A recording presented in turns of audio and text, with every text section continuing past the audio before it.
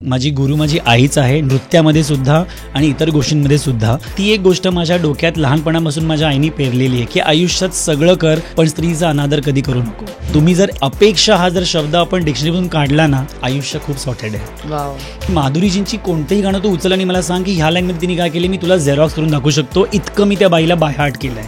ध संजयला बन्साली म्हणजे खरंच मी सरेंडर केलं होतं. त्यांच्याकडून मी एक शिकलो की as a choreographer, as a cinematographer तुला प्रत्येक फ्रेम बघितली पाहिजे. आशिष, जर ही तुझी फ्रेम आहे, ह्या फ्रेम मध्ये कोपऱ्यात काय काय ते बरोबर अलाइंड आहे का, इज इट अलाइंड, म्हणून तू त्यांची कोणतीही फ्रेम उचल, तू एक फोटो काढू शकते. इतकी पिक्चर परफेक्ट आहे. मी स्वतः एक ऑडिशन दिली आहे एका शोची. जेव्हा मी आलो, मी 2 दिवस लाईनमध्ये होतो. मी एका वडापावरती होतो 2 दिवस, आणि जेव्हा माझी वेळ आली तेव्हा मी इतका थकलेलो होतो, पण मी स्वतःला पुश केलं की आशिष अभी नाही तो कभी नाही.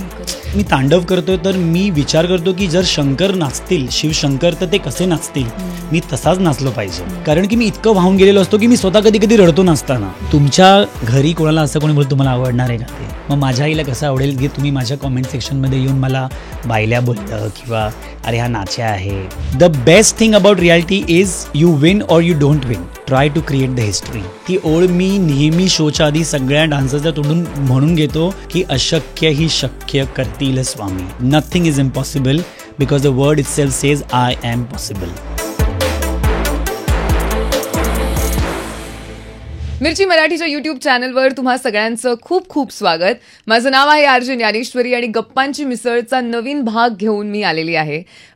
मला सांगायला खरंच आवडेल की हा पहिला एपिसोड आहे ज्यात माझ्यासोबत एक कोरिओग्राफर असणार आहे, आणि तो सुद्धा असा मी निवडलाय की म्हणजे त्याला बघितलं नाचताना की बघतच राहावंसं वाटतं. आणि मला असं वाटतं भले भले डान्सर स्वतःच्या स्टेप्स विसरत असतील. आशिष पाटील, वेलकम टू मिरची. नमस्कार नमस्कार, खूप खूप धन्यवाद. मला खूप भारी वाटतंय तू फायनली आलेला आहेस आणि फायनली होतंय आपलं. येस, आपण किती दिवसापासून बोलतोय मला वाटतं हे, आणि आज तो योग जुळून आलाय मला वाटतं, आणि उत्तम दिवस आहे मला वाटतं. मला सांगायला आवडेल की मला माहित नाही हा इंटरव्ह्यू ज्या दिवशी आउट होईल ती कोणती तारीख असेल, पण ज्या दिवशी आम्ही शूट करतोय तो आहे 5 सप्टेंबरचा दिवस, विच इज टीचर्स डे. आणि what better day to talk to the Ashish Patil then this day, असं मला झालेलं आहे. तर सगळ्यात आधी मला विचारायचं आहे, मी टीचर्स डे पासूनच सुरुवात करायची आहे. सगळ्यात आधी तुला खूप शुभेच्छा, कारण तू इतक्या लोकांना फक्त टेक्निकली स्टेप शिकवत नाही असं, त्यांना सोल शिकवतोयस कुठेतरी डान्सचा. मला तुला विचारायचं आहे की आज शिक्षक दिन आहे. कोणतीही कला आत्मसात एक वेळ करता येते, पण तिला जास्त एक्सप्लोर करण्यासाठी एक गुरु असणं किंवा एक टीचर तुमच्या आयुष्यात असणं किती महत्वाचं आहे. मला असं वाटतं की आपल्या आयुष्यात आपण जो काही प्रवास करतो त्या प्रवासाचा आपला पहिलाच गुरु आपली आई असते.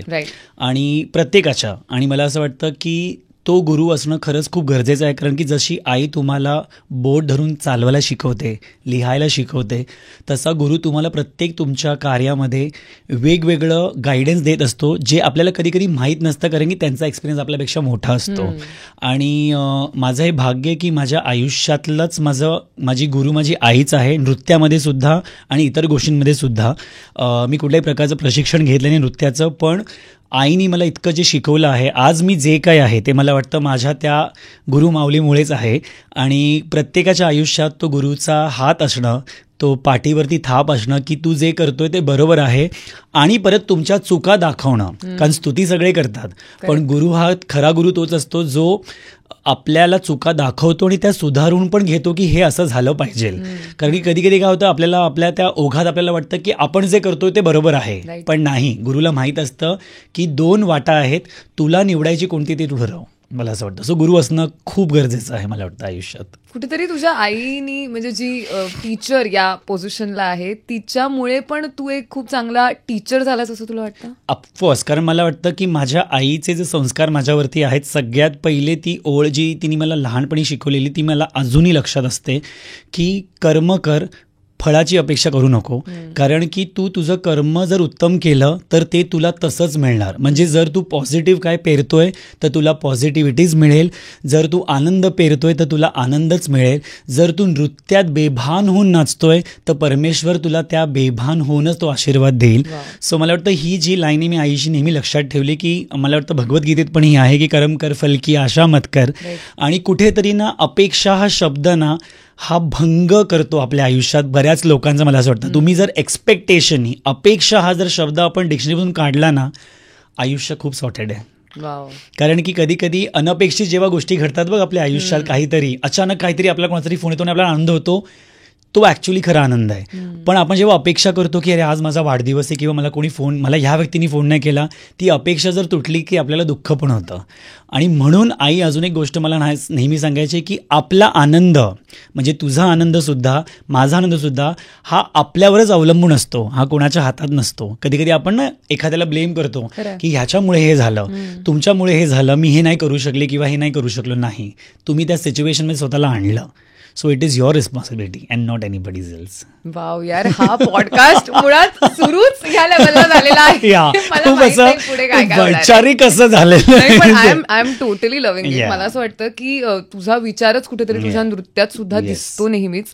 आणि मला खरंच आवडेल सांगायला सगळ्यांना की रिसेंटली मी आशिष पाटीलला भेटले होते वर्ल्ड ऑफ स्त्रीच्या निमित्ताने. खरंच वर्ल्ड हा शब्द या टायटलमध्ये आहे, हा अत्यंत समर्पक आहे. कारण एक वेगळं विश्व तुम्ही आमच्यासमोर आणता.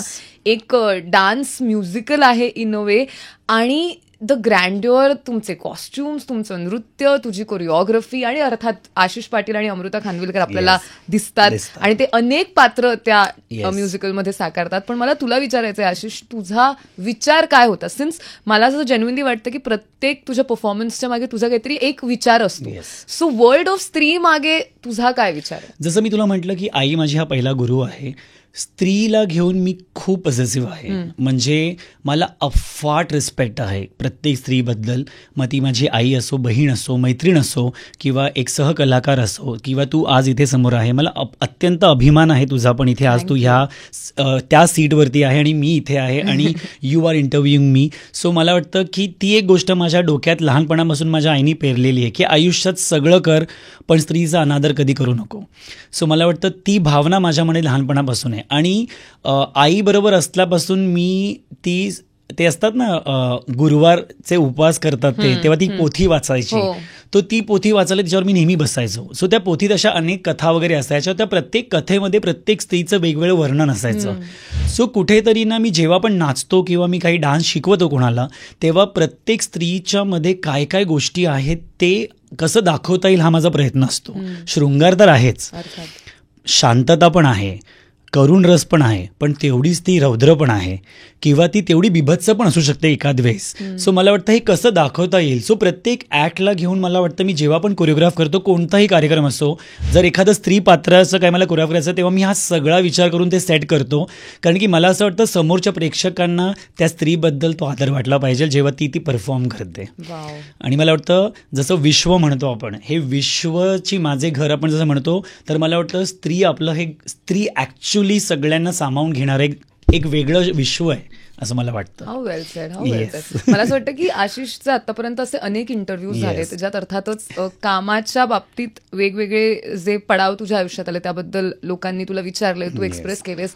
मी थोडंसं आज जास्त डान्समध्ये घुसायचा प्रयत्न करणार आहे, किंवा ॲज अन आर्टिस्ट तू कसा विचार करतोस आणि काय डोक्यात काय काय काय काय काय मेकॅनिझम आहे हे मला जाणून घ्यायचंय. तर जनरली जसं अनेक वेळेला इकडे अनेक दिग्दर्शक बसलेत किंवा अनेक अभिनेते अभिनेत्री बसलेत, ते नेहमी सांगतात की जेव्हा आम्ही तयारी करतो आमच्या कॅरेक्टरची तेव्हा या गोष्टी करतो, आणि जेव्हा इमिजिएटली कॅरेक्टर नसतं तेव्हा हा आमचा रियाज असतो. आता नृत्य म्हटल्यानंतर रियाज तर आलाच, पण आशिष पाटील काय करतो होमवर्क म्हणून त्याच्या डान्ससाठी? खूप उत्तम प्रश्न आहे हा, कारण खूप लोकांना प्रश्न आहे मला घेऊन. मी तुला खरं सांगू ना, मी डान्स जगतो. मला वाटतं मी तो खातो, पितो, झोपतो, जागतो. मी जिममध्ये पण असतो ना, तर माझ्या हेडफोन्सवरती मी सकाळी उठल्यावरती बेडवरती असतो तेव्हा मी अख्खा दिवस आखतो की आज मला काय करायचं आहे. अख्खा दिवस मी आखून घेतो की till 10 o'clock I have to be very active, because मला एवढं सगळं करायचं आहे. आणि मग मला जे कोरिओग्राफ करायचं आहे ना, तू बिलीव्ह नाही करणार, मी ते गाणं जवळपास 50 वेळा ऐकतो. कारण ते गाणं माझ्या सिस्टममध्ये गेलं पाहिजे. कारण जोपर्यंत ते माझ्या सिस्टममध्ये म्हणजे माझ्या शरीरात ते उतरत नाही तोपर्यंत ते तसे हावभाव माझ्या, कारण की सिंगरनी काहीतरी भावनेने ते गाणं गायलेलं असतं किंवा एखाद्या सिच्युएशनला ते गाणं असतं, तर तुम्ही त्या सिच्युएशनला कसं प्रेझेंट कराल हा माझा पॉईंट ऑफ व्ह्यू असतो. आणि प्रत्येकाचं परसेप्शन वेगळं असतं. आणि माझा होमवर्क असा असतो की मी लहानपणापासून 2 बायकांना प्रचंड फॉलो करतो, अख्ख्या जगाला माहिती आहे, सरोजजी आणि माधुरी दीक्षित. सो मी कधी पण असं काय करतो ना, मी मी जाऊन ते सगळी गाणी परत बघतो. म्हणजे माधुरीजींची कोणतंही गाणं तू उचल आणि मला सांग की ह्या लाईनमध्ये तिने काय केले, मी तुला झेरॉक्स करून दाखवू शकतो, इतकं मी त्या बाईला बाय हार्ट केलं आहे. Been a mail. बिकॉज ती पापण्यांनी जे बोलते ना, डोळ्यांनी, ते कोणतीच अभिनेत्री बोलू शकत नाही. And it's a challenge. म्हणजे माझं अजून पण चॅलेंज. मी अजून पण ज्यांना कोणाला शिकवतो मी त्यांना समोर सांगतो की तुम्हाला जर एक्सप्रेस करायचं आहे तर हा व्हिडिओ बघा. आणि सरोजींकडून मी ते शिकलो की कोरिओग्राफर म्हणून तू शब्दाला आणि तालाला किती महत्त्व देतो. सो ह्याचा अभ्यास मी स्वतःला खूप सांगत असतो की अच्छा हा ताल असा वाजतोय, तू कसा पकडशील आशिष, ठीक आहे हे पकडून बघ कसं होतंय, बरं तुला करताना आनंद वाटतो एखाद्या गोष्टीचा, मग तू शिकवते. नुसती स्टेप म्हणून शिकवायची नाही आपल्याला की 1 2 3 4 5 नाही.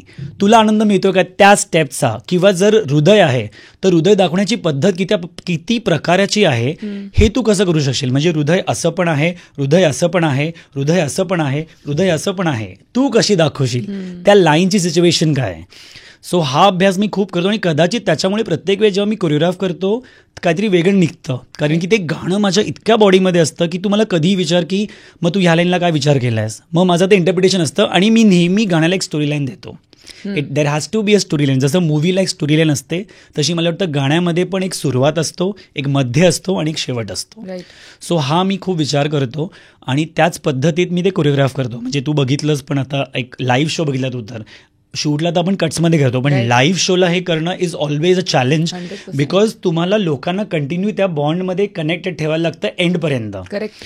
सो मला वाटतं ती टास्क असते. आणि येस, म्हणजे I think I have started getting into it more. अजून खूप शिकणं बाकी आहे मला वाटतं, पण yes, which is going amazing. The world of स्त्रीचं जर उदाहरण द्यायचं झालं तर असं कुठेच नाहीये की स्टेजवर कोणीच नाहीये, राईट. सतत कोणी ना कोणीतरी स्टेजवर आहे. आणि जे ट्रान्झिशन्स आहेत ते पण तुम्ही, म्हणजे आम्हाला कळतच नाही की कधी हा आला आणि कधी तो गेला आणि मग कधी आता हे चेंज झालं. Which is great. कारण आज आपल्या सगळ्यांचा अटेन्शन स्पॅन एवढा कमी आहे की 1 सेकंड जरी आपल्याला काही दिसलं नाही तर आपला हात शिवशिवतो आणि आपण मोबाईल बघतो आणि मग ती लिंक तुटते. पण वर्ल्ड ऑफ स्त्रीमध्ये I did not see anybody opening WhatsApp, Instagram, Facebook, काही नाही. लोक पूर्ण लक्ष देऊन तो अख्खा लाईव्ह डान्सिकल परफॉर्मन्स बघत होते. ही खूपच महत्वाची आहे. आणि मला तेच वाटतं की माझा तेच हट्ट असतो की because I have been on stage since my childhood. So मला माहिती आहे माझ्या ऑडियन्सला काय हवं आहे. Because I am a very audience lover person. मला टीव्हीपेक्षा ना लाईव्ह ऑडियन्समध्ये नाचायला खूप आवडतं पहिल्यापासून. सो मला वाटतं की मला माहिती आहे ऑडियन्सची नस काय आहे आणि कुठल्या बीटला टाळ्या वाजणार आहे. हे कुठेतरी माझ्या डोक्यात लहानपणापासून कॅल्क्युलेशन आहे.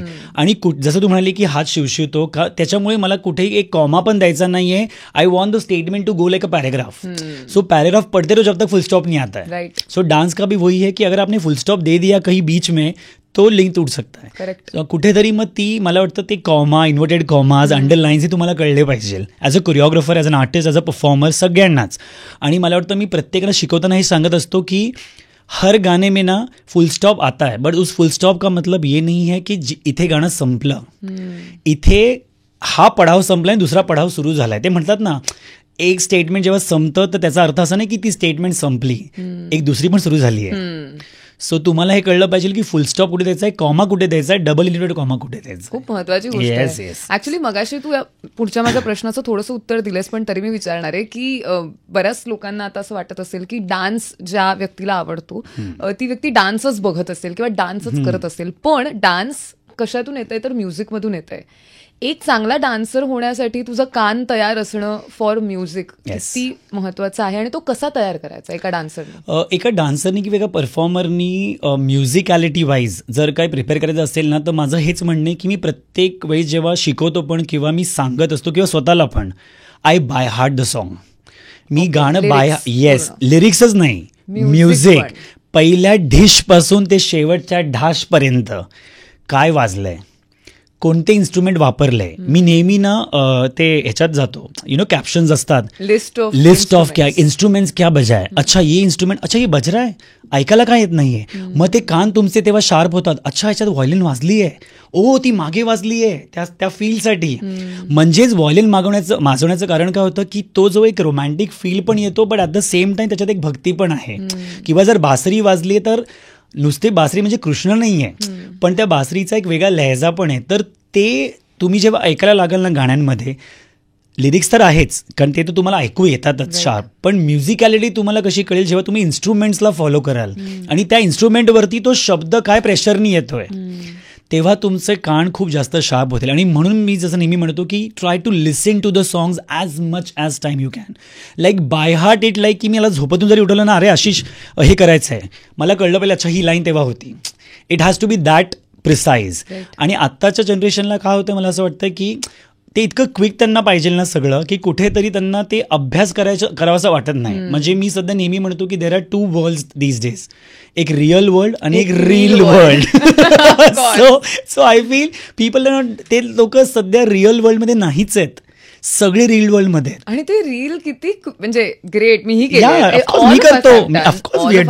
पण मला असं वाटतं ते रीलच्या म्युझिक वरती असं होतं ना की अरे 20 सेकंडचं आहे, ठीक आहे ही स्टेप झालं.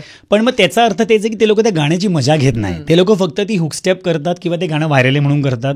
पण तुम्ही खरं ते गाणं पूर्ण ऐकलंय का? कारण की प्रत्येक गाण्याचा एक भाव वेगळा आहे. बरं ते गाणं एखाद्या लहान मुलीला सुटेबल पण नसेल, पण तरी ते व्हायरल असून पण ते करतात आहे. सो मला कुठेतरी ते कधी कधी वाटतं की हे पॅरेंट्सला पण कळलं पाहिजे किंवा जे म्हणजे म्हणतात ना जे अंडर एज असतात हे त्यांच्या पालकांना कळलं पाहिजे. सो कुठेतरी मला कधी कधी ती खंत असते. पण येस, जसं तू प्रश्न विचारला की म्युझिकॅलिटीसाठी तुम्हाला काय करायला लागेल, तर तुम्ही ते गाण्याची फक्त हुकलाईन नका ऐकू, त्या गाण्याचा स्टार्ट, त्या गाण्याचा मिडल काय आहे, अंतरा काय म्हणतोय आणि त्याचा शेवट काय, मग तुम्ही बघा किती एन्जॉय करतात ते गाणं, असं मला वाटतं. तू तर ऍक्च्युली हुकस्टेप बद्दल बोललास, आपण एका इव्हेंटला भेटलेलो आणि तेव्हा मी हा हुकस्टेपचा मुद्दा काढलेला, कारण ऑफकोर्स चॅलेंजिंग आहेच. आजच्या घडीला एक अशी स्टेप बनवणं जी सोपी आहे, पण तरी सुद्धा स्टेप म्हणून आपण त्याला रिस्पेक्ट सुद्धा करू आणि लोकांना करावीशी पण वाटेल आणि मग इंस्टाग्रामवरती ट्रेंडही होईल. तीच स्टेप शोधणं आउट ऑफ थिन एअर हा काही जोक नाहीये. तर as a choreographer in general, not just for Instagram, एखाद्या गाण्याची हुक स्टेप कशी येते आणि असं किती चॅलेंजिंग असतं ते हुक स्टेप शोधणं. मला असं वाटतं ते चॅलेंजिंग नाहीये. जसं मी तुला म्हटलं ना की एकदा तुला गाणं बसलं ना, वैयक्तिक मी कसा विचार करतो की माझा ऑडियन्स जेव्हा हे गाणं बघेल तेव्हा त्यांची बॉडी कशी हलेल. बरं ती अशी हलेल, आता ती अशी तर बाय डिफॉल्ट हलणार, पण त्याच्यात हस्तमुद्रा काय होतील, मग ते सोपे होतील की कठीण होतील. जसं बाण आमचा आला होता, बाण तो सगळ्यांना हा बाण लक्षात आहे, विच वॉज नेव्हर एक्सपेक्टेड की बाण असा कसा असू शकतो.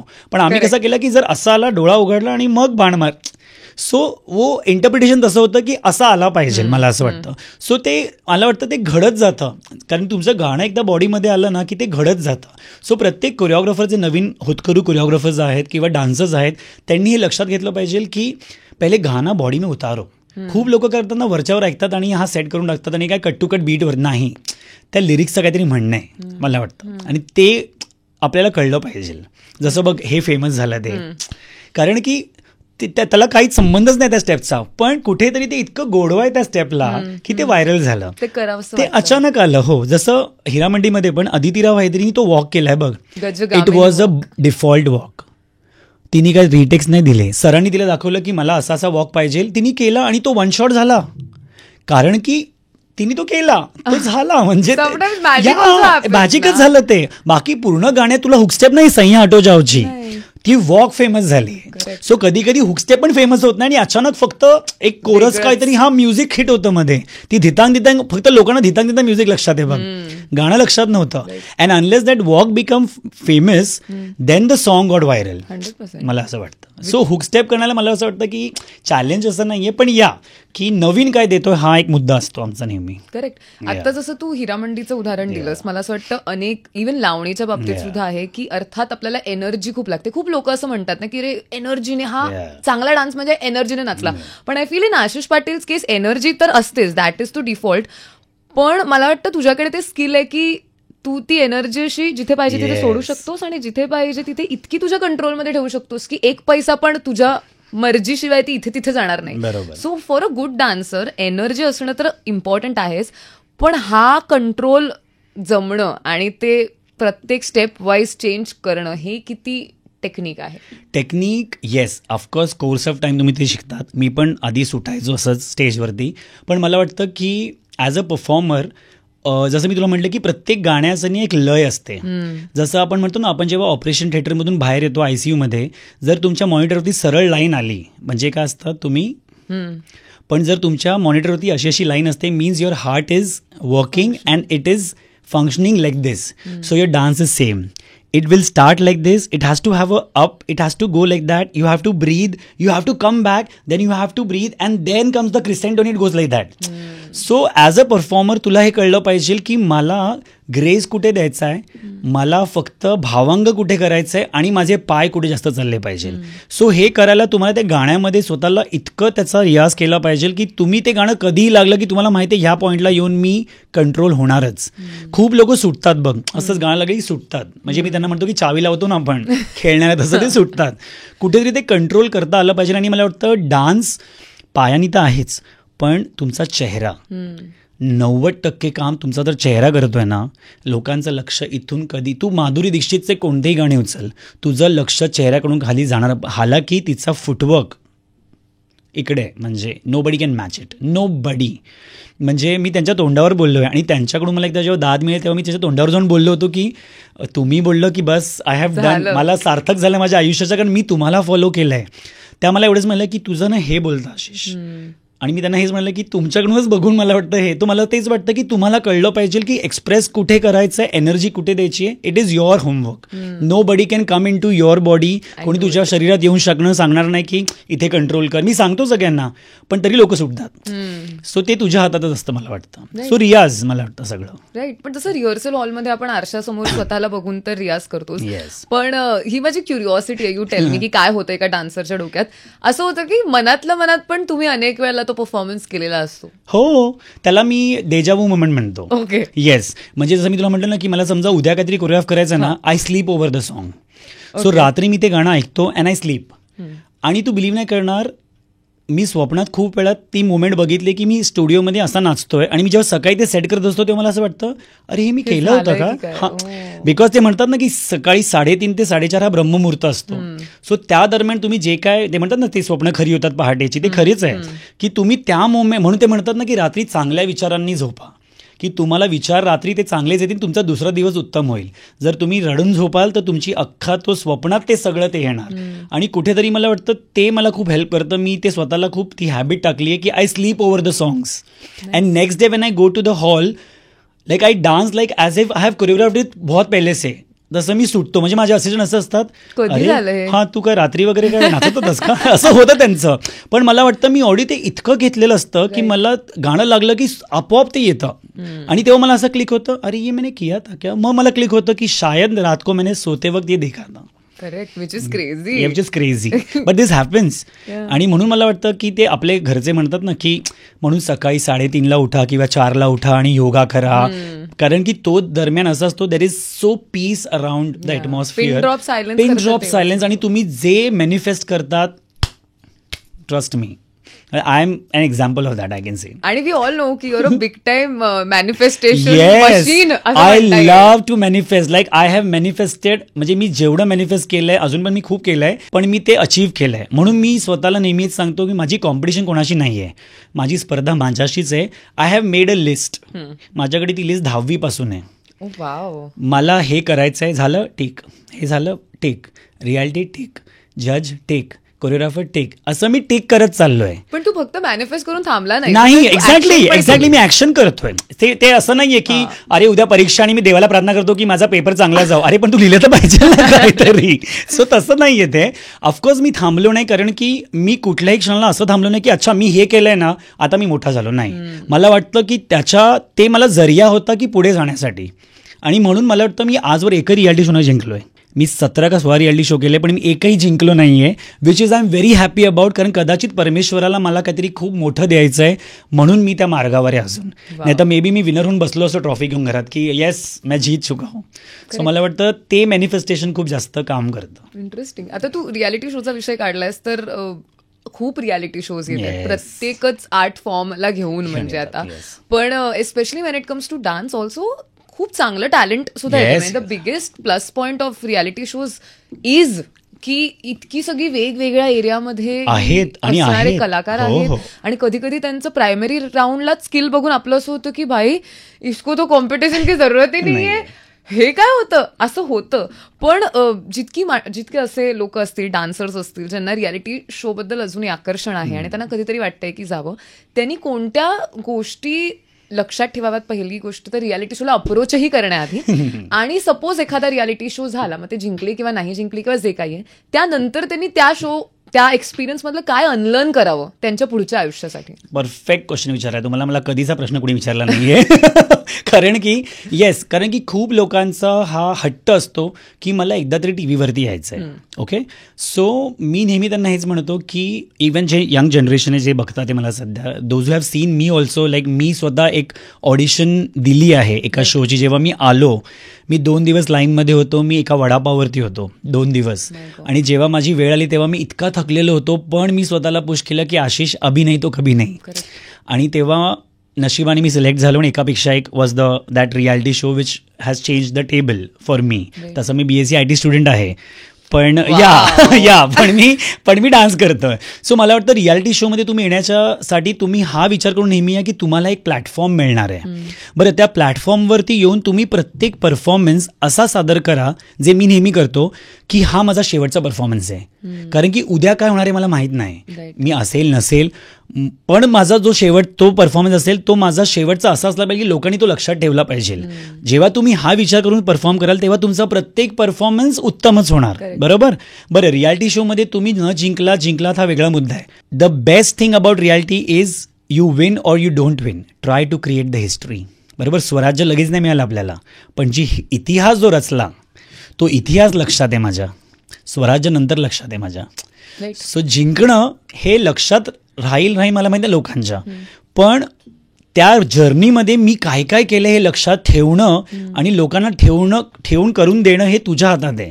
सो रियालिटी शोचा प्लॅटफॉर्मचा वापर असा करा तुम्ही. मी प्रत्येकाला हे सांगतो, जिंकणं न जिंकणं, जसं मी तुला म्हटलं मी नाही जिंकलोय, पण त्याच्यानंतर बाहेर पडल्यानंतर पण आता हा फेज झाला, आता पुढे काय करायचं आहे. सो पुढे तुम्हाला हे कळलं पाहिजे की आता स्टेप अप काय आहे. ओके, आता तुम्ही रियालिटी शोमध्ये कंटेस्ट म्हणून आला, do you want to assist somebody, मग तुम्हाला असिस्टिंग म्हणून यायचं का, तुम्हाला कोरिओग्राफर यायचं का, तुम्हाला डान्सरच म्हणायचं लाईफ टाईम, हे तुम्हाला ठरवलं पाहिजे.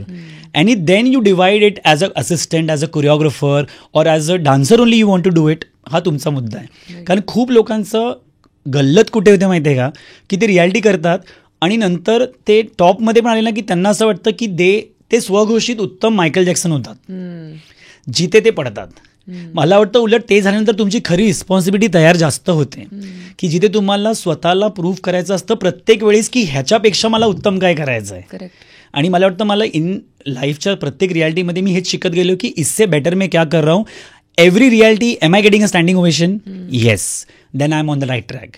Okay, this reality show I am not getting this, means something is wrong, I have to work on this.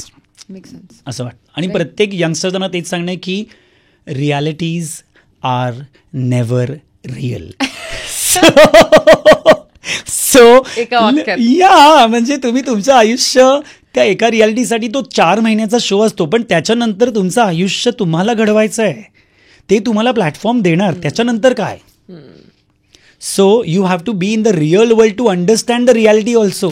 So true. असं होतं का, पण आता तुझे पण अनेक स्टुडंट्स असतील ज्यांनी कदाचित अप्रोच केलं असेल रियालिटी शोजला, असं होतं का की रियालिटी त्या 4-5 महिन्यात आपण एका वेगळ्या जगात असतो. कारण अनेक लोकांना माहिती नसेल, पण रियालिटी शोचं स्केड्यूल खूप क्रेझी असतं, खूप शूट या त्या, आणि आपण जे एपिसोडमध्ये बघतो हा गेस्ट आला, दिवाळी स्पेशल, गणपती स्पेशल, त्यासाठी 2-2, 3-3 परफॉर्मन्सेस तेवढ्याच लिमिटेड वेळामध्ये कोरिओग्राफ करून, लर्न करून, परफॉर्म करून, टेक्निकल करून. It's crazy. म्हणजे इट्स क्रेझी. 4 महिने 5 महिने तुम्ही एका वेगळ्याच दुनियेत असता. अजिबात सुट्ट्या बिट्ट्या रविवार शनिवारच्या नाही, काहीच नसतं, सण पण नसतात. एक्झॅक्टली, सण पण नसतात. तुम्ही एका वेगळ्या ठिकाणी असता, तुम्ही तुमचं काम करत असता, पण अचानक तो शो संपतो. आणि असं होतं ना की एखादी खूप अत्युच्च एक्साइटिंग मोमेंट झाल्यानंतर next day you feel like you are lost. Yeah, what to do.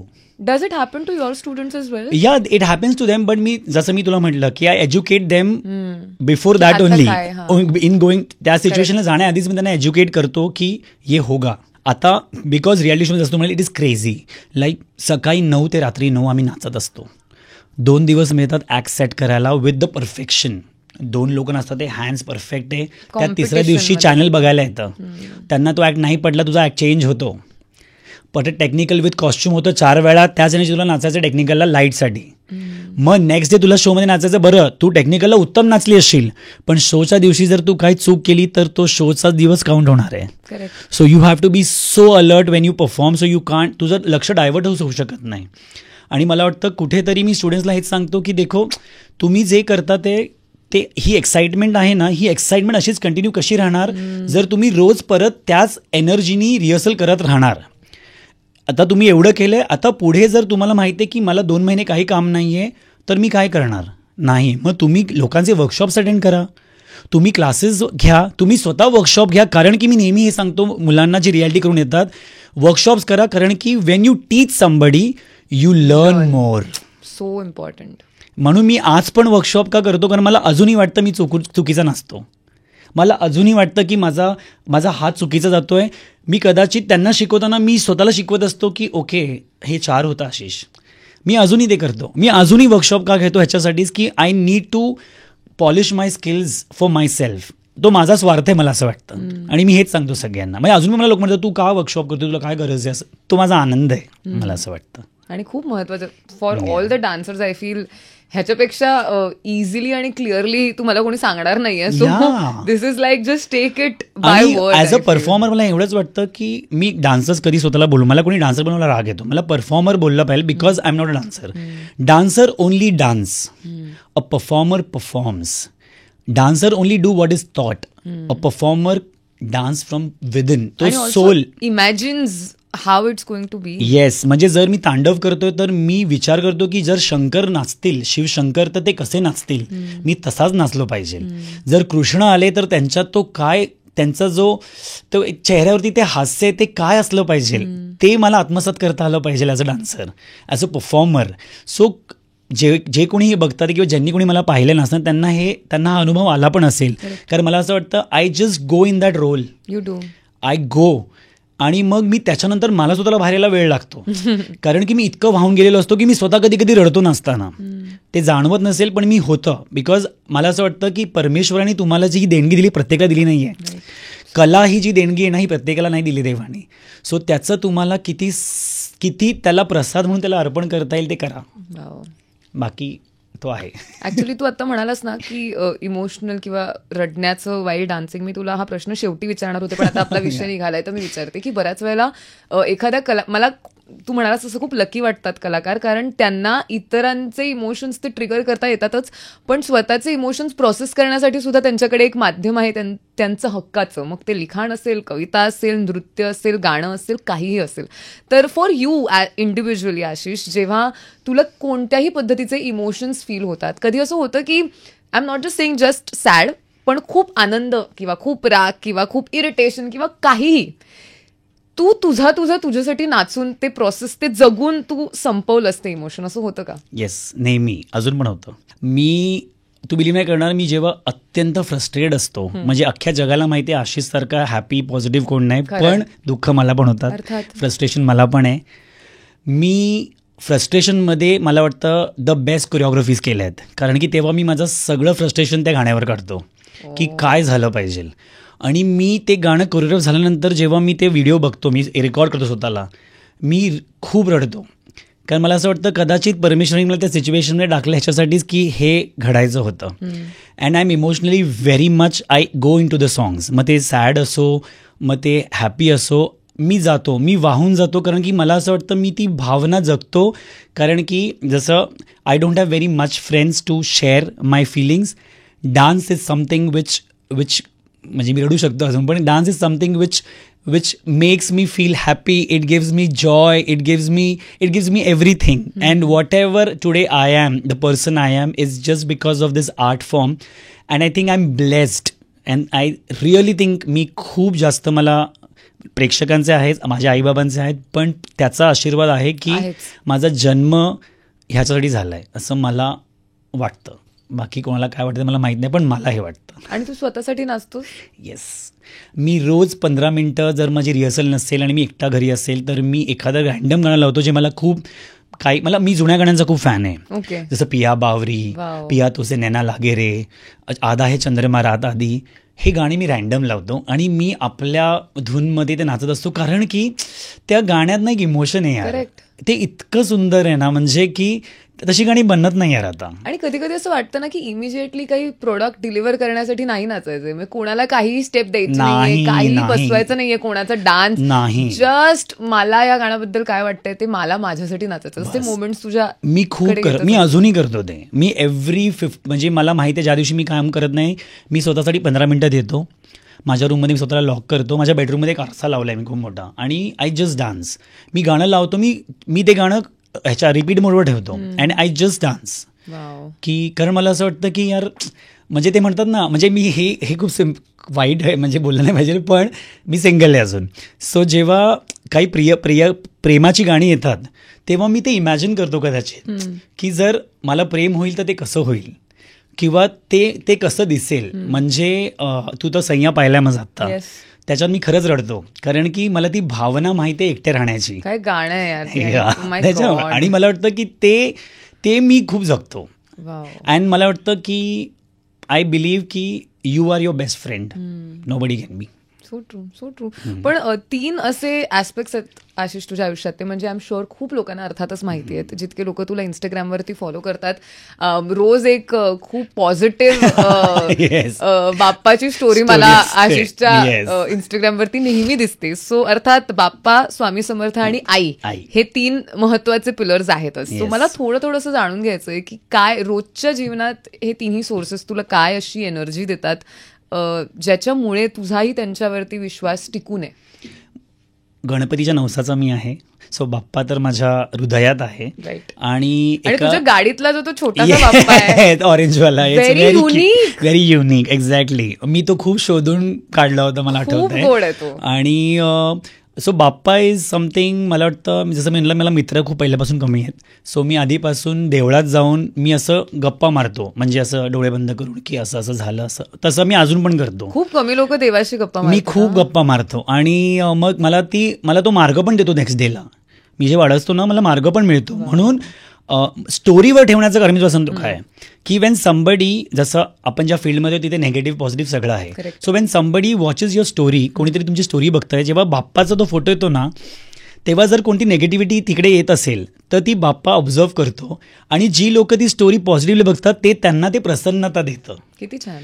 आणि स्वामी तर म्हणजे मला वाटतं की ती ओळख त्यांची सगळे सांगून जाते, भिवू नको, मी तुझ्या पाठीशी आहे. आणि माझ्या उभ्या आयुष्यात स्वामी, ते म्हणतात ना, स्वामी तुम्हाला, म्हणजे ऑफकोर्स मी खूप रिलिजियस बोलतो, पण स्वामी तुमच्या आयुष्यात येतात, तुम्ही त्यांना आयुष्यात आणत नाही, ते येतात, मला असं वाटतं. आणि म्हणून ती ओळ मी नेहमी शोच्या आधी सगळ्या डान्सर्सच्या तोंडून म्हणून घेतो की अशक्य ही शक्य करतील स्वामी. Nothing is impossible because the word itself says I am possible.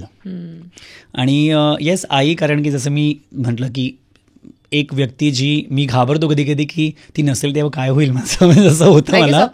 सगळ्यांचं आहे. म्हणजे मागच्या वर्षी माझ्या आईचा बायपास झाला तेव्हा तो I was lost for a month, because मी तिला कधीच पाहिलं नाही असं. आणि पण येस, मला वाटतं की स्टोरीवर ठेवण्याचं कारण माझं हेच असतं की जो आनंद मला मिळतो किंवा जी पॉझिटिव्हिटी मला त्या गोष्टीतून मिळते ती लोकांना पण मिळावी, आणि त्यांनी त्यांचा दिवस चांगल्या रीतीने सुरू करावा, आणि ना की एक स्ट्रेसने, किंवा कारण की कुठेतरी ते जो पिक्चर आहे ना ते तुम्हाला काहीतरी शिकून जातं किंवा काहीतरी देऊन जातं, मला असं वाटतं. 100%. मला असं वाटतं बाप्पाचं तू म्हणालास तसं की अर्थातच तू विद्येची आणि कलेची देवता आहे, त्यामुळे प्रश्नच नाहीये. आणि गणपतीत तर खास करून असे खूप कलाकार आहेत जे म्हणतात आवर्जून की आम्हाला पहिल्यांदा आमच्यातली कला गणेशोत्सवात नाचून मंडळातच डिस्कवर झाली आहे. तर तुझ्या बाबतीत एखादा असा गणपतीतला किस्सा आहे का तुझा? हो, अगदीच. म्हणजे मी लहानपणापासून मी तुला म्हटलं आय एम ऑन स्टेज. मला ऑडियन्स खूप आवडायचं, कारण की ते ना तेव्हा 10 रुपये द्यायचं नाही का, नाचून 10 रुपये घे. इतकं आय एम सॉरी पण ते खूप अवॉर्ड पेक्षा प्राइसलेस, खूप प्राइसलेस असायचं की आपण एवढे सेव आणि आपल्याला कुठेतरी पैसे देतोय, कारण तेव्हा 10 रुपये म्हणजे खूप होते. आणि मी प्रत्येक गणेश मंडळात नाचलोय. म्हणजे मी कल्याणच आहे, सो मी कल्याणमध्ये जेवढे कार्यक्रम होतात, सत्यनारायणची पूजा, नको त्या जयंती उत्सव, सगळीकडे नाचायचो मी. हो, कारण की मला ना ती एनर्जी खूप आवडायची ऑडियन्सची, की कोणीतरी माझ्यासाठी टाळ्या वाजवत आहे. आणि तुला किती सवय झाली असेल ऑडियन्सची? मला इतकी, म्हणून टीव्हीवर आल्यानंतर ना मला ते खूप असं व्हायचं की मला स्टेज फेअर तर नव्हतंच, पण मला तेव्हा शूटमध्ये कसं ना कटमध्ये होतं ते मला असं खूप ते काहीतरी चुकल्यासारखं वाटायचं, म्हणून मी स्टेज कधी सोडला नाही अजून पण. आणि कुठेतरी मला वाटतं की that has always kept me motivated की यार आणि गणपतीच्या वेळेस मला एक किस्सा होता लहानपणी, म्हणजे ऑफकोर्स माझ्या वडिलांना डान्स आवडायचा नाही, तर मी कुठेतरी मंडळात नाचत होतो आणि ते असं ऑफिसवरून आले आणि त्यांनी बघितलं हा माझा पोरगा आहे. ते स्टेजवर आले गाणं चालू असताना त्यांनी असा हात धरला आणि मला घेऊन गेले घरी. आणि सगळे लोक असे बघतायत, माझे वडील असे डॉन सारखे जरासे. सो हो गाणं चालू आहे, सनईचा सूर कसा वाऱ्याने भरला हे गाणं चालू असताना माझ्या वडिलांनी हात धरला आणि मला असे घेऊन गेले. हो म्हणजे बिकॉज की माझा मुलगा स्टेजवर का नाचतो, बिकॉज पाटील फॅमिली आणि मग मुलांनी नाचलं नाही पाहिजे, ते every boy has to face this, मला असं वाटतं. मीच नाही अनेक करतात. बट या मी I fought for it and now he is the happiest man, like he loves me. आम्ही बघतो ना फोटो, या म्हणजे मला पापी घेतल्याशिवाय सोडत नाही घरातून ते, असे सध्या. पण या everyone has a different story to tell मला वाटतं. पण या मला वाटतं की गणपतीचा तो किस्सा मला नेहमी आठवतो की यार मधूनच घेऊन गेले, बरं ते घेऊन गेले, नंतर ते वॉशरूमला गेले, आंघोळ करायला वगैरे कामावरून आले म्हणून मी परत आलो स्टेजवरती, मी परत अख्खा डान्स नाचलोय. का? कारण मला माहित होतं 20 रुपये मिळणार आहेत. Oh God. So I was like I have to do this, असं होतं तेव्हा. तू एक तर सनईचा सूर म्हणालास, मला इतका मेजर थ्रोबॅक. मला ती गाणी म्हणजे सनईचा सूर, परत ते गणराज रंगी नाचतो, अशी चिकमोत्याची माळ, म्हणजे हो म्हणजे दिस आर सो ब्युटिफुल सॉंग जे आता नाही बनत यार. म्हणजे आपलं लहानपण आपण मी तर खूप जगलोय. मला असं ह्या गाण्यांमुळे ऍक्च्युली वाटायचं की गणपती आलेत. आज पण वाजतात ती, आजही ती गाणी वाजल्यानंतर असं वाटतं. Absolutely it is beautiful. Anyway moving on, अर्थातच मला भन्साळी सरांबद्दल थोडंसं बोलायचंच आहे, कारण मला असं वाटतं डेब्यू असावा तर कसा तर असाच असावा, दुसरा कोणता साधा सुद्धा असूच नाही. अर्थात एव्हरीबडी आय हॅव मेट आतापर्यंत ज्यांनी त्यांच्यासोबत काम केलंय only has great things to talk about that person. आणि त्यांचं परफेक्शन असेल, त्यांचं डिटेलिंग असेल, त्यांचा म्युझिकल सेन्स असेल, बिकॉज त्यांनी कंपोजिशन सुद्धा केलेली आहे, हे अनेक काय काय काय काय वेगळं आहे. पण प्रत्येक माणसाला एक वेगळं सापडतं प्रत्येक व्यक्तीकडनं. तर तुला जो सहवास लाभला असेल किंवा जे काही काम तुम्ही एकत्र केलं त्यात तुझं काय ऑब्झर्वेशन होतं about the Sanjay Leela Bhansali? The Sanjay Leela Bhansali म्हणजे खरंच मी सरेंडर केलं होतं. मी सगळं अनलर्न केलं स्वतःचं. मी तिथे फक्त गेलो, मला बघायचं होतं की त्यांचं काय म्हणणं आहे त्या गोष्टीला घेऊन, त्या गाण्याला घेऊन. हे खूप डिफिकल्ट आहे. या इट्स व्हेरी डिफिकल्ट. कारण की तू बिलीव्ह नाही करणार, आम्ही 19 दिवस एक गाणं कोरिओग्राफ करतोय आणि तुम्ही सेटवरती येतात, ॲक्टर्सला पण ती कोरिओग्राफी माहिती आहे. सेटवरती आल्यावरती त्या माणसाला ती नाही आवडत, त्या फ्रेममध्ये छान दिसत नाही, तुला अख्खी कोरिओग्राफी बदलायला लावतात. असं त्यांचं आहे. बिकॉज चांगलं नाही दिसत आहे, आशिष 4 चक्कर 2 चक्कर करो किंवा असं. पण त्यांचं हे मी बघितलंय की ह्या वयात तो माणूस, म्हणजे मी काय म्हणू, डेडिकेशन. म्हणजे ते आमची नाईट शूट असायची, ते 6ला यायचे आणि सकाळी 6पर्यंत ते सेटवर असायचे till the last shot. Because गाणं त्यांचा सोल आहे, ते गाणं सोडूच शकायचं नाही. एक वेळ ते सीनला नाही जाणार पण ते गाण्यासाठी तिथे बसून राहायचे. त्यांच्याकडे मी एक गोष्ट खूप उत्तम शिकलो की आशिष कसं आहे ना, गाणं तर आहे, बरं ते गाणं परफॉर्म कोण करतं हे बघणं खूप महत्त्वाचं आहे आणि त्याचं सौंदर्य कसं दिसेल त्या शब्दात हे महत्त्वाचं आहे. तू खूप नको नाचू, मग ती डान्सर झाली. ती कोण आहे? ती हिरोईन आहे. ती हिरोईनसारखीच नसली पाहिजे, तिच्या डोळ्यांच्या पापण्या अशा लवल्या नाही पाहिजे, त्या फक्त त्या स्थिर असल्या पाहिजे. म्हणून तुम्ही त्याचे सगळे चित्रपट बघ, हिरोईन्स अशाच असतात.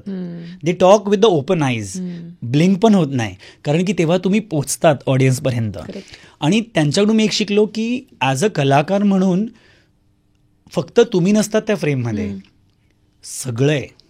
म्हणजे तुमचा पडदा पण त्या डान्समध्ये नसला पाहिजे, तुमचा दिवासुद्धा जर तो असा होतोय तर तो त्या बीटवर झाला पाहिजे. ते कसं होतं जेव्हा तुम्ही त्या एनर्जीने त्या सेटवरती येतात. आणि तू बिलीव्ह नाही करणार, म्हणजे मला तो किस्सा एक आठवतोय, आम्ही एक शॉट डिझाईन केला होता आणि तो शॉट खूप उत्तम झाला, आर्टिस्टनी उत्तम 4 चक्कर मारून ती थांबली. त्यांनी मला विचारलं कसं वाटलं पाटील तुला, ते मराठीत बोलायचे माझ्याशी, कसं वाटलं पाटील तुला? म्हटलं सर मला आवडलं. मला नाही आवडलं. म्हटलं का सर? अरे तो मागे पडदा बघ, त्याची प्लीट उघडली तिने, ती फ्रेममध्ये एक उघडी प्लीट आहे, कसं दिसतं ते. सो माझं लक्ष असं आहे ना.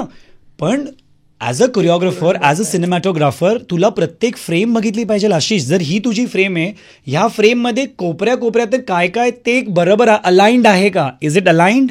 म्हणून तू त्यांची कोणतीही फ्रेम उचल, तू एक फोटो काढू शकते, इतकी पिक्चर परफेक्ट आहे.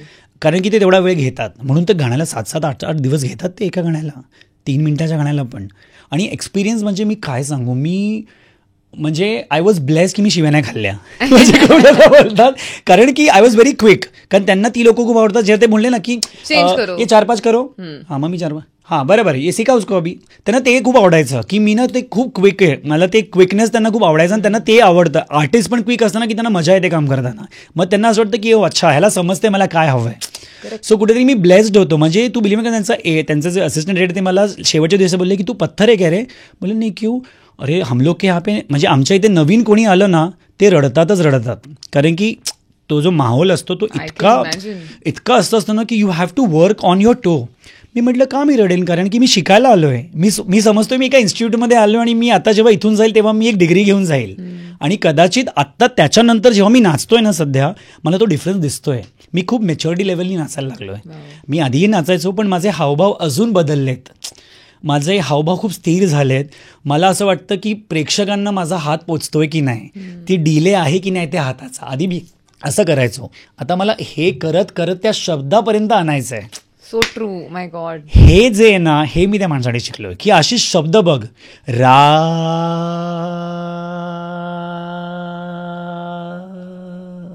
चालू आहे आपण काय करणार रा चालू आहे संपला शब्द पण तुझा सो हे ते शब्दाचं खेच त्या माणसाने म्हणजे शब्द आणि बीट पण ॲट द सेम टाइम की रा ता धा धेन ता धा सो ते जे आहे ना ते मला खूप शिकायला मिळालं त्यांच्याकडून म्हणजे इतकं क्रेझी आहे आणि कोण आहे तो माणूस त्याला काय गरज आहे मला शिकवायची पण ते हे बघतात की माझ्याकडे जो कोणी नवीन माणूस आलाय त्यांनी माझ्याकडून काय घेऊन जाऊ शकतो आणि मग पुढे जाऊन तो हे त्याचा कसा वापर करेल आणि मला असं वाटतं की त्यांच्याकडून मी जे काही शिकलो आज मी जे काही गाणी करतोय चित्रपटांमध्ये पण आता येतील लवकर मी त्याचा खूप वापरतोय कॅमेरा वाईज आणि तो माणूस ना एक मला खूप आवडला त्यांचा आता सध्या ते कटचा खूप जमाना आहे इथून शॉट लाव तिथून कट कर त्यांना वन टेक खूप आवडतात तू त्यांचं म्हणणे तू आर्टिस्ट खरं तेव्हाच आहे किंवा तू खरी आर्टिस्ट तेव्हाच आहे जेव्हा मला तू हा अख्खा वन शॉट करून दाखव कॅमेराला बघून आणि तू त्यांचे बरेच गाणे बघ वन शॉट आहेत काही म्हणजे माझे जे गाणे नजरिया के मारी ते आमचा एक अंतर आहे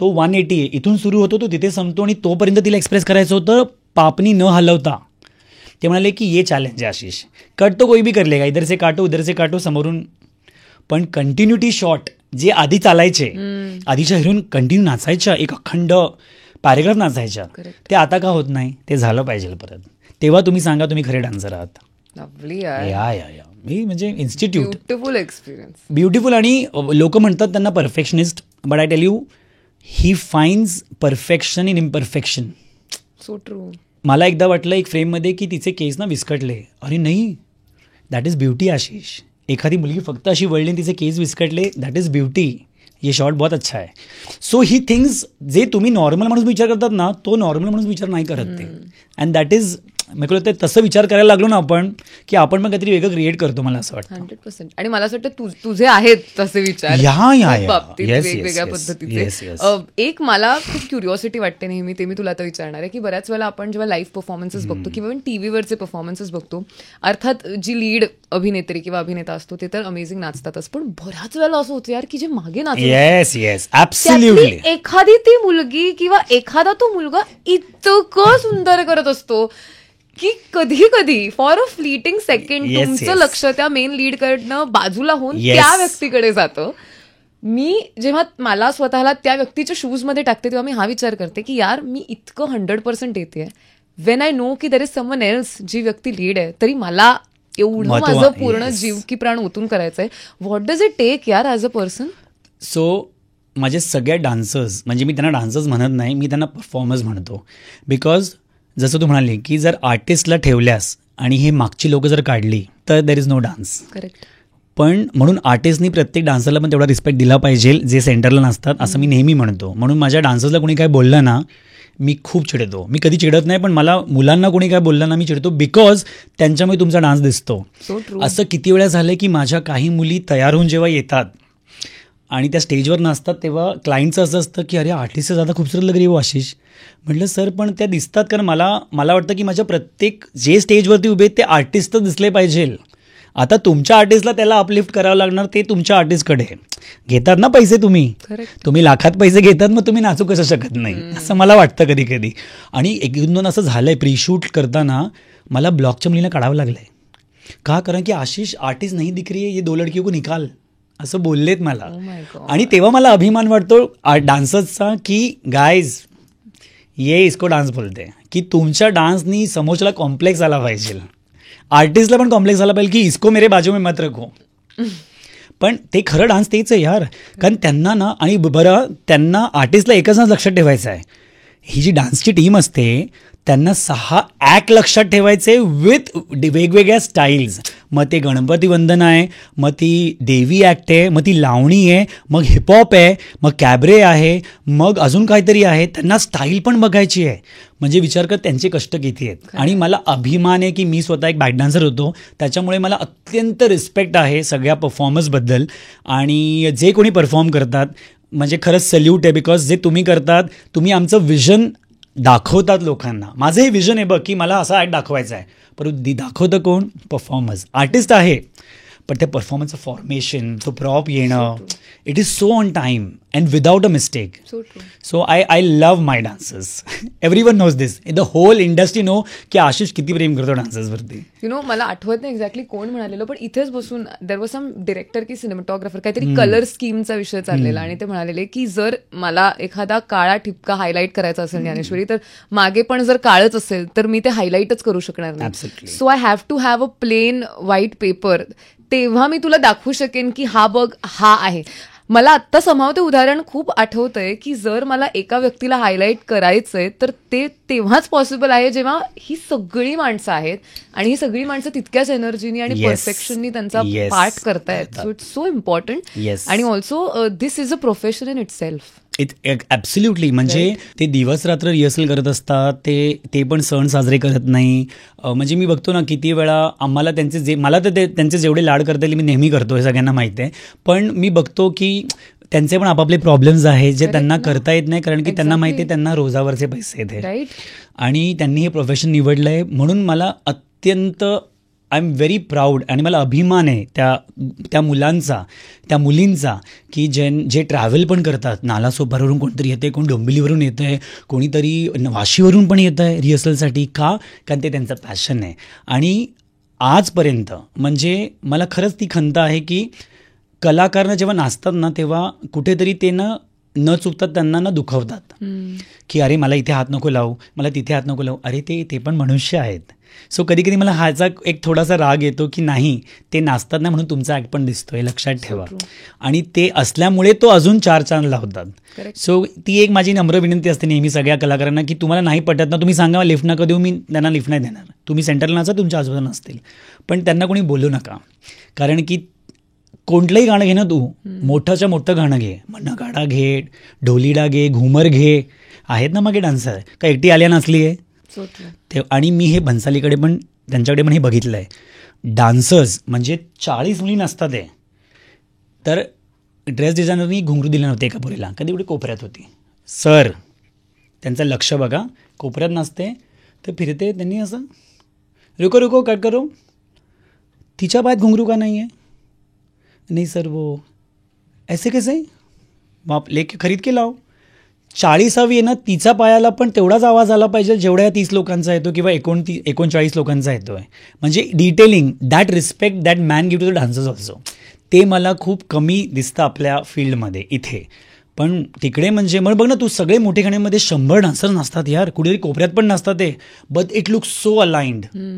म्हणजे मास्टरींच्या गाण्यामध्ये 100 लोक असतातच, गणेश आचार्यांच्या गाण्यामध्ये. सो मला वाटतं तो मला खूप रिस्पेक्ट आहे त्यांच्याबद्दल आणि तो त्यांना मिळाला पाहिजे. त्यांना दाम तर कमी मिळतो पण ॲटलिस्ट रिस्पेक्ट तरी, मला असं वाटतं. 100%. एक प्रश्न मला तुला विचारायचा आहे की जसं आपण बोललो पण होतो तेव्हा तू सुद्धा अनेक मोटिवेशनल कोट्स असतील किंवा अशा अनेक इंटरेस्टिंग गोष्टी शेअर करत असतोस. तर एक तर तू कलाकार आहेस, एक तर तुझ्याकडे तुझी कला आहे एक्सप्लोअर करण्यासाठी. Does dance make you a better person? Absolutely. Dance makes me a better person in a way की मला वाटतं मी प्रत्येक भावना समजू शकतो समोरच्या माणसाची पण. मला असं वाटतं. आणि कुठेतरी आजच्या जगात ते खूप गरजेचं आहे की समोरच्याला नेहमी हे वाटतं की मला समोरच्याने समजून घेतलं पाहिजे, सहवेदना. आणि ते जर आपल्याला करता आलं तर this world be a better place to live in. 100%. सध्या इतकं हेट आहे सोशल प्लॅटफॉर्मवरती, अचानक हेट झालं आहे सुरू. प्रत्येक गोष्टीला येऊन कमेंट करणं किंवा काय करणं. पण कुठेतरी मला त्या कमेंट करणाऱ्यांना हेच नेहमी सांगायचं असतं की तुम्ही ज्यांना कमेंट करतात ती किंवा तो व्यक्ती कोणाचा तरी भाऊ, बहीण, आई, मुलगी किंवा त्या समाजात वावरणारी एक गृहिणी, गृहस्थ कोणी असू शकतं. बरं, तुमच्या घरी कोणाला असं कोणी बोलतं तुम्हाला आवडणार आहे का ते? मग माझ्या आईला कसं आवडेल की तुम्ही माझ्या कॉमेंट सेक्शनमध्ये येऊन मला बायल्या बोललं किंवा अरे हा नाच्या आहे. सो मला असं वाटतं की that hate it has grown so vast. तर कुठेतरी आत्ता गरज काय आहे, ॲज माणूस म्हणून मी तुला कसं कनेक्ट करतो. And dance has taught me to connect with people.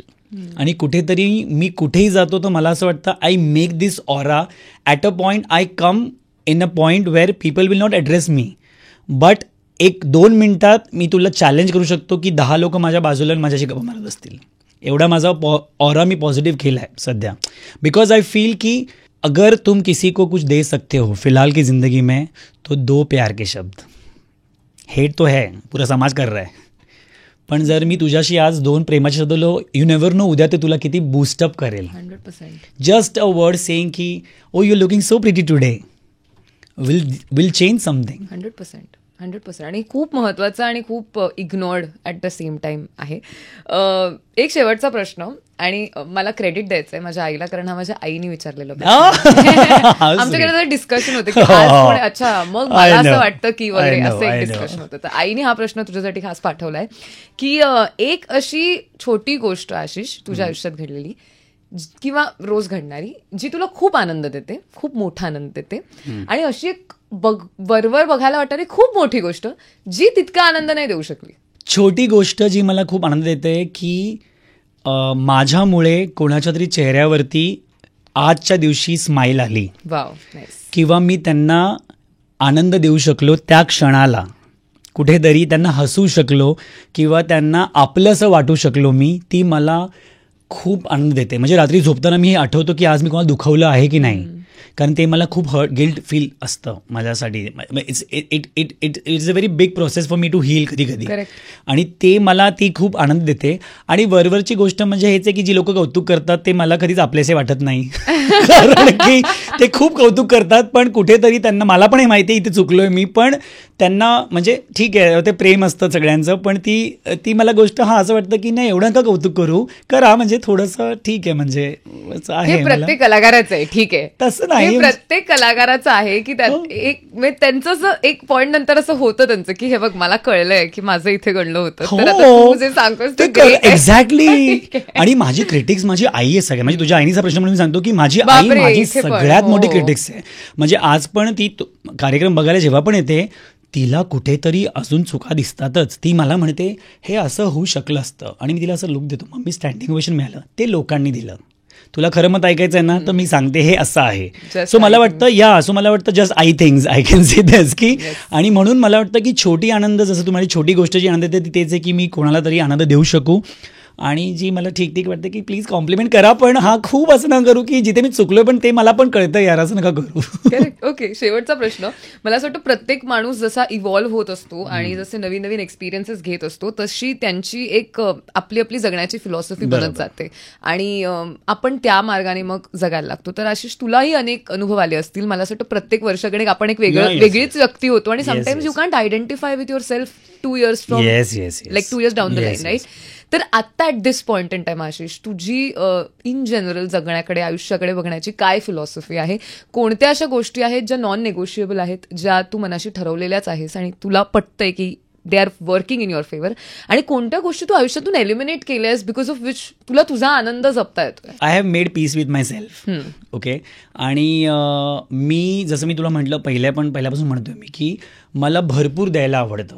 मग ते प्रेम असो, मग ती कला असो, मग ते ज्ञान असो, किंवा मग ते शिकवण काही वेगळी असो, मी खूप देतो. मी भरभर मी राखून ठेवत नाही. हे कोणी सतत देतोस मग ते रिफिल कुठून करतोस? तेच मी सांगतो ना, मला असं वाटतं की जेव्हा मी ते देतो ना, जसं मी तुला म्हटलं the what you give you get it back. Correct. So मी जेव्हा हे देतो तेव्हा त्याच्यापेक्षा भरभरून मला परत ती पॉझिटिव्हिटी मिळते. म्हणून मी नेहमी पॉझिटिव्हच बोलत असतो किंवा मी खूप जास्त पॉझिटिव्हली विचार करत असतो. आणि जसं म्हणतं ना, आई लहानपणामध्ये वास्तू तथास्तू म्हणते, त्याच्यामुळे चांगलं बोला. सो ती पॉझिटिव्हिटी मला नेहमी द्यायला खूप आवडते. आणि मला असं वाटतं की ती म्हणजे माझ्या लाईफचा फंडा एकच आहे की जिओ और जीने दो. आणि are you happy with what you are doing. तुला आनंद मिळतोय जे तू करतेस.